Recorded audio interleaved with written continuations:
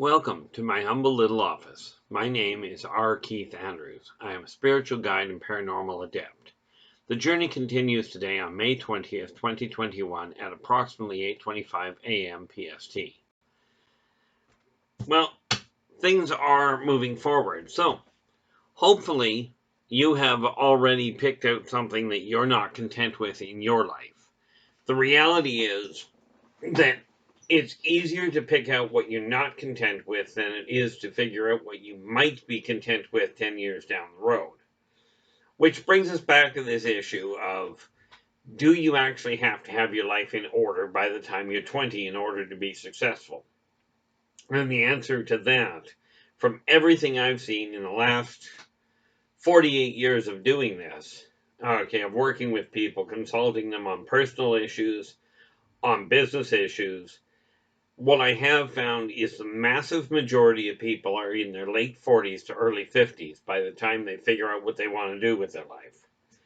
Now, there's a lot of reasons for that. As a kid, you've got all these pressures, all these things going on. There's so much new going on that you haven't experienced that you want to run out and go and experience. And this is just a natural drive. Take a look at a baby animal of any form. They spend the majority of their time trying new things, finding out what they like, finding out what they don't like. Sometimes that works out well, sometimes not so much. But the reality is that as parents, as spiritual guides, people will stumble. And there's an old saying that goes, you don't give up on somebody just because they lost their way. Just because they stumbled, you don't give up on them. It may be frustrating, and in all fairness, I've run into a problem myself where I literally look at things and go, it doesn't make sense. I don't understand why the person's not getting it. Well, the reason is they don't see the world the same way I do, so how I put things may not mesh, which is exactly why there are so many different religions out there and so many different paths that people can follow to gain their spiritual wisdom, to understand how the world is working. But in your early years, you're experiencing all these new things, and of course, as you go along, you'll still run into the same idea of new things you haven't tried. Like in my case, I've never experienced skydiving. Of course, I did experience getting picked up by a tornado, and that was fun. Takes all the rush out of skydiving, I'll tell you. From what I gather, skydiving is just straight down. Tornadoes, you're going up and down. Adds a whole new dimension to it. I do not recommend it. But as you get older, you get into some of the jobs and what have you, and I've seen way too many kids go that are told you've got to have a career by the time you're 20 in order to be successful.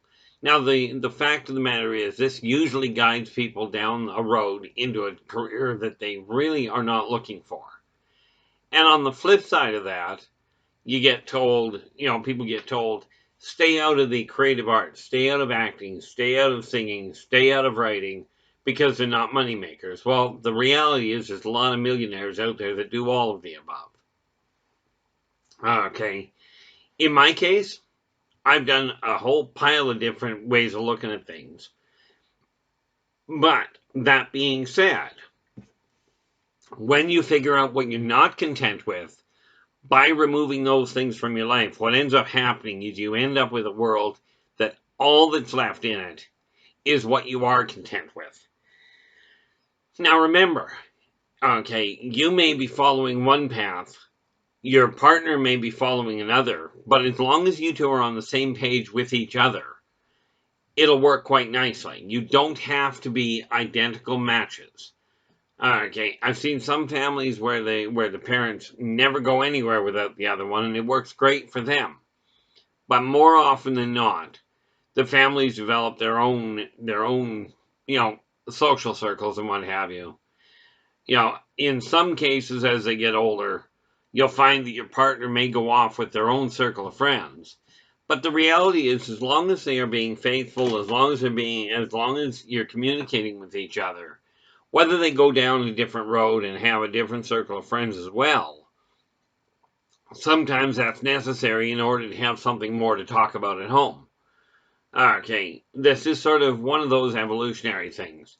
But as you get older, when you get into once you get into your early adult years, the mid years, you usually end up spending time with a given group of people. Okay, it's not until the kids have moved out, quite often, the parents have figured out what they want to do. Now, in my case, I've still got one at home, and I figured out what I'm doing. This video series I'm doing right now, I do desire it to go global. Okay, I really do, because I've been told often enough, and I do believe that all of these people, everybody out there, every race, every species can get along, and we can make this a world that we can all be happy to be part of. Okay, not everybody has technology, but it is my hope that as you're listening to this, some of what I'm telling you will get passed on. Now, I am not perfect. Okay, and as I've told you many times, don't necessarily take my word for what I'm saying. Do your own research, look into it. If it fits for you, great. If it doesn't, don't go there. Okay, I've said a lot of things that I'm sure have upset a number of people.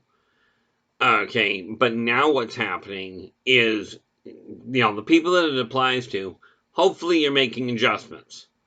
Okay, I do know that I've slipped off on a few things that I was hoping to get done, so I gotta get back to them. Not the least of which is this funny little book here. Okay, I'm going to be covering another number of races here that I've got documented in this one and in volume 2, because it's information that I know people are looking for. Okay, now as you get into your later adult years, that's usually when people figure it out. Okay, in your late 40s, early 50s. Okay, at which point you're going, well, gee, I'm halfway through my life and I still don't know what I want to do. Well, I always look at a chap by the name of Colonel Sanders, the guy that created Kentucky Fried Chicken. Now, my understanding is he didn't open his first chicken stand until he was 65. Okay, and now he's a household name. Well, I'm only 58, and I rest assured I would not be cruel enough to make chicken for people. Okay, but the reality is, I know what I'm doing with this channel. I know what I'm doing with my writing. I'm in the process of writing 31 books right now at the same time, which, needless to say, means I've got a fair chunk on the table. At the same time I'm doing that, okay, I've got a lot of other little projects. Okay, one of which I showed this to you yesterday. He's still sitting here because I didn't get to him. I'll be working more on this little item today. Okay, once I'm done the video, I think I've got 2 videos I'm going to be doing first. But again, it comes back down to this thing, this funny little list. Okay, I keep it handy so that I can add things to it as I go. Okay, and yes, you'll notice recently I've been actually writing things down, making notes for myself while I'm going through the video. And the reason for that is very simple. Comes to mind, put it down, and I can get on with it. Okay, now, I am telling you, there is no question in my eyes that it doesn't matter where anybody comes from, doesn't matter how you got to where you are. You're all in exactly the same place. You're starting right where you are right now. There's no difference between you and the guy next door. No matter what the pocketbook, no matter what the political alignment, the reality is everybody on the planet is starting in exactly the same place at this moment. The trick is to take a look at what you're not content with at this moment and make a change to it.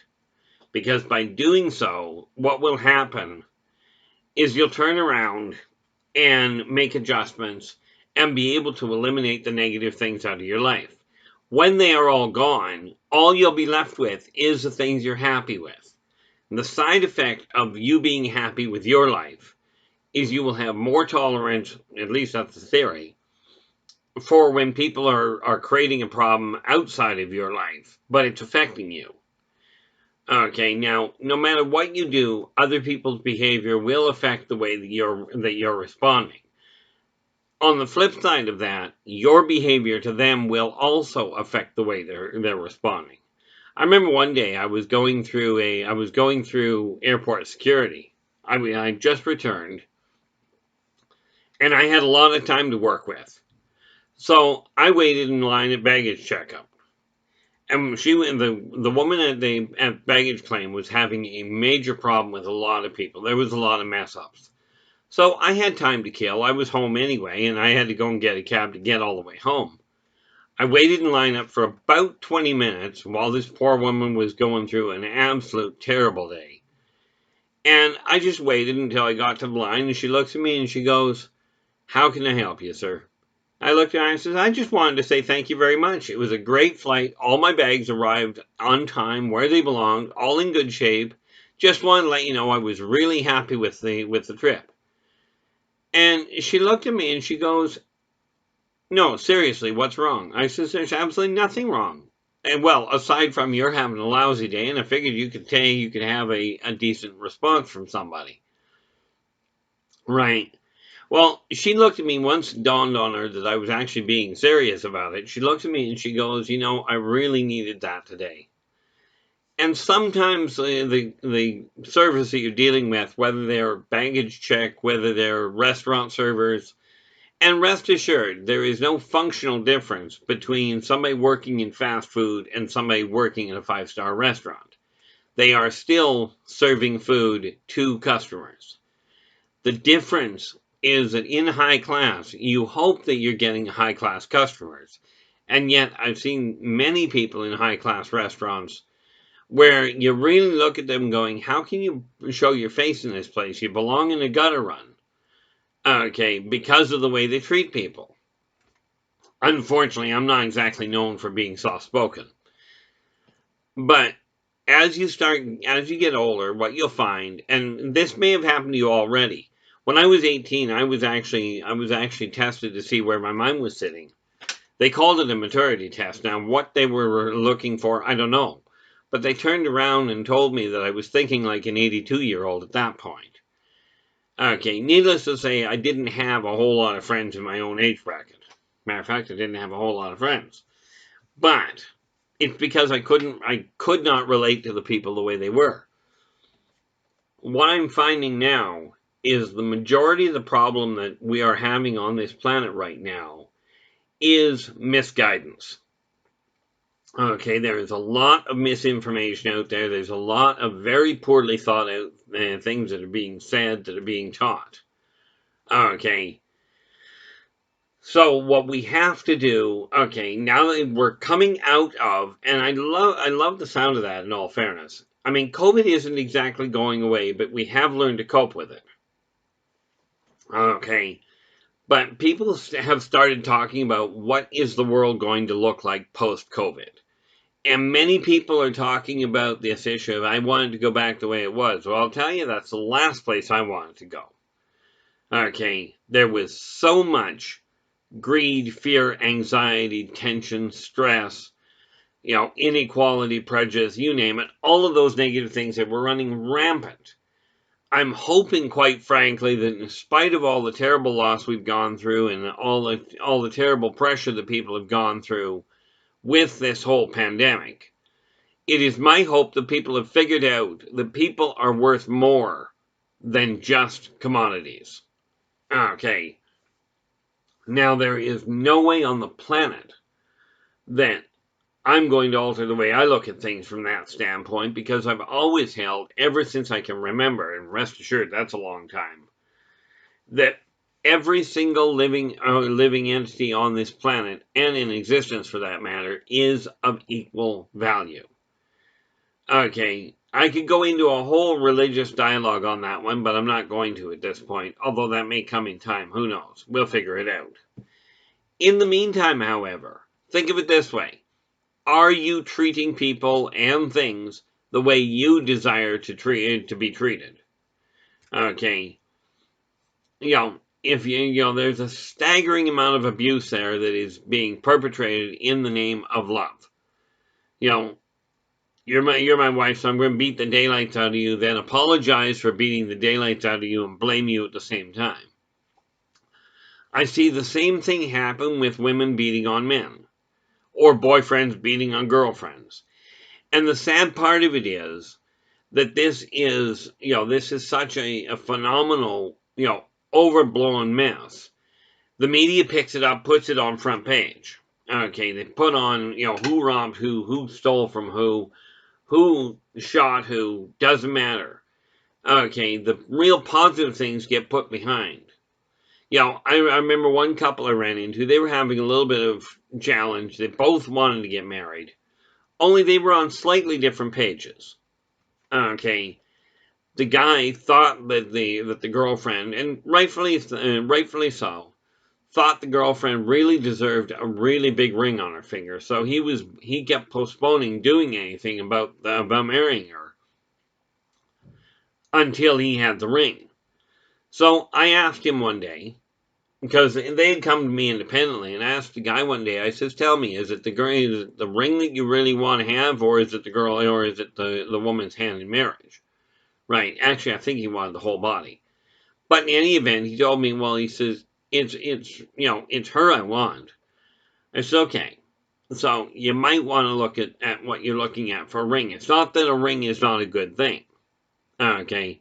And I talked to her about it, and she said the same thing. She could have cared less. It could have been a bread clip put on her finger, or a wound up paper clip. She wanted to marry the guy. So I told her, I said, next time you go and buy rings, stop and look at the promise rings. Now, the only functional difference between a promise ring and an engagement ring is a promise ring says, I'm promising to get engaged to you later. Okay, an engagement ring says, I'm promising to get married. Okay, well, in my case, I ended up married for 16 years. Okay, on the heels of a $40 engagement ring. Okay, it was a promise ring. That's what I used. Well, this couple that I was talking to, they ended up settling in on a very nice little promise ring.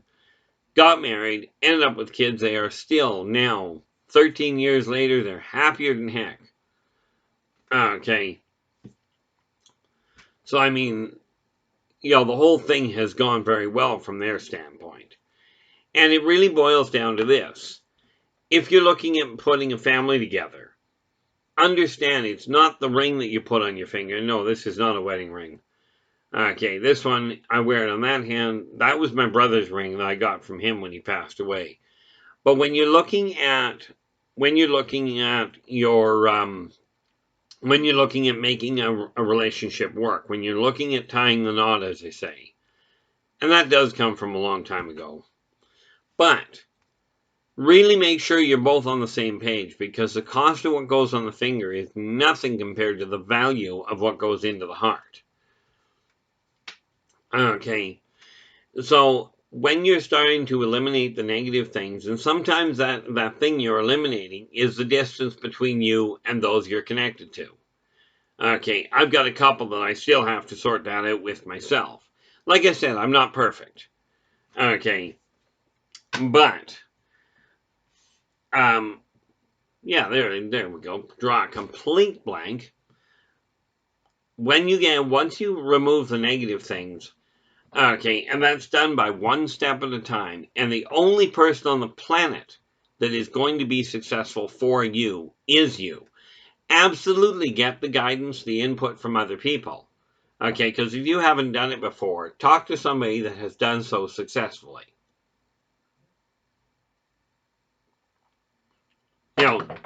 I mean, I every now and again, actually quite consistently, I look at this issue where people tell me coffee isn't good for you.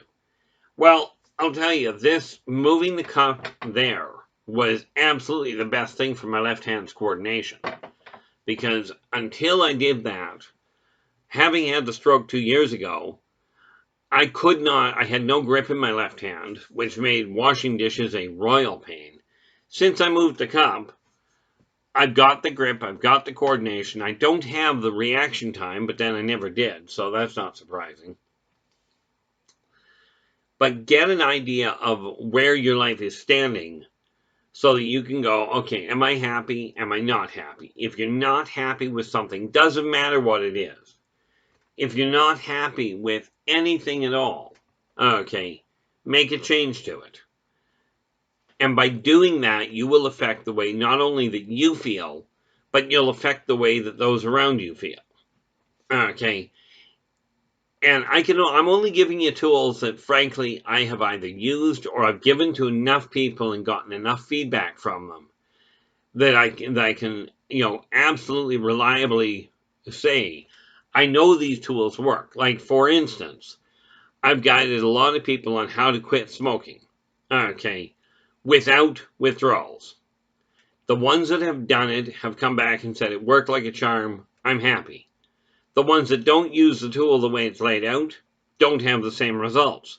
But then again, if the best carpenter on the planet, the best tool designer on the planet, gives a carpenter the tools and says, here's how you use this to make this work. If the carpenter does not pick those tools up and use them properly, they won't work properly.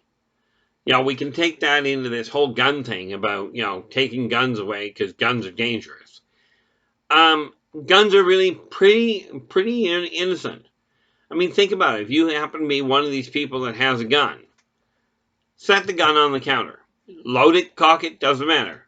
Set it on the counter and walk away. Okay. Now, understand something. I would recommend not cocking the thing. Try this. Just set the gun, take your gun, set it on the table, and walk away. Come back an hour later and see if the thing has moved. If it hasn't moved, okay, then the odds are the gun itself is perfectly safe. It'll stay there for a while. Okay. Take your car, park it outside, put it in park, and leave it alone. If nobody gets into it, the thing doesn't go anywhere. And if it did, you might want to check the tectonic stability around you. Or the wind. The tools that you have are not the problem. The toys that you have are not the problem. Okay, and even when we take a look at military, when you look at the military, the weapons they have are not the problem. It's what is being done with them, and that requires effort. Now, where it comes to being successful, where it comes to you getting your life where you desire it to be, it is absolutely critical that you turn around and start eliminating the negative things in your life that you're not content with. And, this can be done in a number of ways. Reconnect with your family, whether it's bloodline or whether it's your chosen family, that's up to you. Okay, the purpose of reconnecting with family, in a group, in a coven, in a religious setting, in a church, a temple, doesn't matter. The purpose of it is brotherhood, to just surround yourself with people of like mind. Okay, now the reality is that as far as I've seen, all of the religions out there, if you believe in God, if you believe that God created everything, you got to realize that means God created all of the religions out there. Whether you agree with the religions or not doesn't matter. You were given freedom of choice. You were told you have the choice, you have the right, the irrevocable right to choose what path you're going to go down. Now, the fact is, if you hadn't been given various different options, you wouldn't have a choice. Okay, and in my personal belief, God is not somebody to fear. Okay, people are a problem on occasion. As a matter of fact, quite consistently. But find yourself a group of people, especially now, that you can connect with. Now, video has worked wonderfully. Technology, this is one of the few things that I do feel technology has done phenomenally well. And had to go through its growing pains. But find yourself, if you're finding yourself really lost, okay, I've seen this work for a lot of people. Connect with somebody that is actually guiding you, is actually encouraging you to stand on your own 2 feet, regardless of the obstacles. Okay, I dealt with a young lady one day that was brought to me because she could not walk, and the doctors had told her flat out she'll never walk again. So when she came to me, she was in a wheelchair. Okay, and the doctors had totally given up. She had told me that she was only there because her mom believed that I could help her. She didn't figure there was anything that could be done. Well, the long story short, we got her walking. Okay, and it was only a couple of days before we had her out standing, and then we worked on the walking side. Okay, at this point, she isn't even on a cane. Now, this does not mean the doctors are not good. I still encourage people to see the doctor. If you don't know what's wrong, talk to a doctor. Stay away. In my opinion, Google Medical is one of the worst inventions on the net, because if you have no clue what you're talking or what you're doing, all that information will confuse you. Okay, because there are many things that are symptoms in multiple different illnesses. But find a group of people that you can connect to. Okay. Now, do not get me wrong. First and foremost, when you're looking at a spiritual guide to guide you, I will tell you right now, if they're talking about fearing, if their focus is on fear this, fear that, okay, stay away from these people because they're sinners. Stay away from these people because they're problems. Okay, or they don't agree with the way they are. Understand, people of every color, of every sexual orientation, of every political belief, they were all made by the same individual. If you believe in God, if you believe in evolution, then yes, it's a luck of the draw. If you only believe in, mankind evolved from a single cell organism and that's all there was to it. Okay, we could get into a very long debate over which way that goes, because I can argue both sides of the scale. And I'm just not interested in it. But pick a spiritual guide or a spiritual belief path that promotes cooperation, peace, genuine love, as in respecting people, treating them the way you desire to be treated. There's only 3 laws I teach in my own house. Be true to yourself first. Do unto others as you desire them to do unto you. And energy out, energy in. Okay, which really boils down to this. If it feels right, and it's not hurting somebody else or not stopping them from enjoying themselves, then go and do it. Okay, but you're going to have to get off your tail feathers and make it happen, because you're the only one on the planet that can actually be successful for you. Now, I'm not the one to tell you what is success to you. To me, my next goal, right now I'm still sitting at a very tiny number of followers. Okay, of subscribers. Whether people follow me, I don't, that's up to them. Okay, but I'm waiting, I keep an eye on, and as I go up, the next landmark I'm looking at is, quite seriously, I'm going to be happy when I hit 120. Right now I'm only sitting at 111. To this end, give us a thumbs up, subscribe to our channel. The long-term goal is to spread the news, spread the word out over the entire planet, whether people have technology or not, and get the message out that working together, we can make this a better world for everybody. Okay. Now, I keep these short for a reason, so check the bottom of the video. You'll find a list of ways of connecting with me. Okay, you'll find a list of publications I've already got in print. And, in this case, I should probably look at putting a list together of the ones I'm working on. But reach out if you've got questions. Absolutely drop me a line at one of the points below. And remember, on the first Friday of every month, from 9 p.m. to 11:30 p.m., I am also on the internet on spacedoutradio.com at R. Keith Andrews with the ET Connection, where we discuss aliens, we discuss alien technology, we answer questions directly that the audience asks in the chat room. Okay, and we've been doing this now. We've been doing that for 6 years now. Okay, so I do encourage you to start working together.